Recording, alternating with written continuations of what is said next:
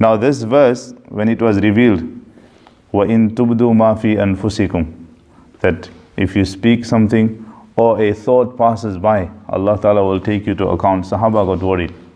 Sahaba said, "Oh Prophet of Allah, some of the thoughts that come to our mind, we don't even wish to bring it on our tongues. That's how evil it is. Will we be taken to account for that as well?" So this verse was revealed. Rasulullah sallallahu alaihi wasallam said that you have to believe in what Allah has sent down.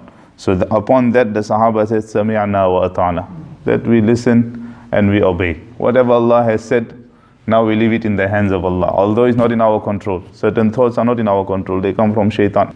So after that Allah Ta'ala revealed, "La yukallifullahu nafsan illa usaha," that Allah Ta'ala will not take you to task for that which is not in your control. Something happened by mistake. It wasn't in your control. A thought passed your mind. It wasn't in your control. Allah Ta'ala will not take you to account for that. Laha ma kasabat wa alayha maktasabat. Nafs, for whatever it has done, whatever action it has done, either it will benefit it or it will harm it.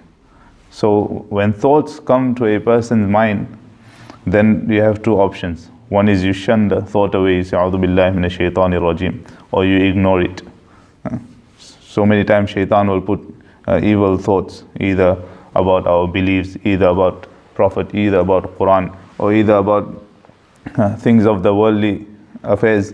So we need to shun it. A'udhu billahi minash shaitanir rajim. And next is to entertain that thought.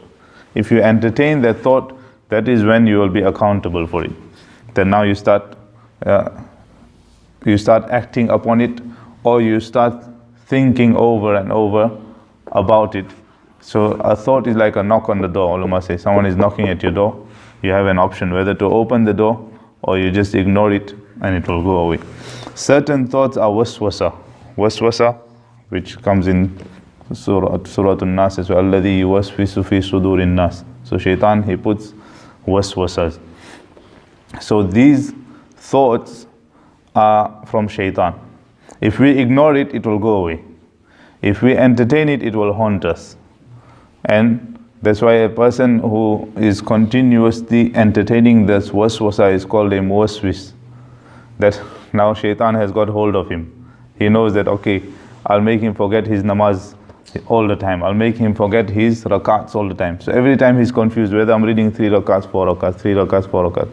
So for that person, you have to either stay in the state of wudu or read A'udhu billahi minash shaitanir rajim 11 times. The best is to ignore it. If you cannot ignore it, then you should seek help and assistance from someone who will help you ignore that thought.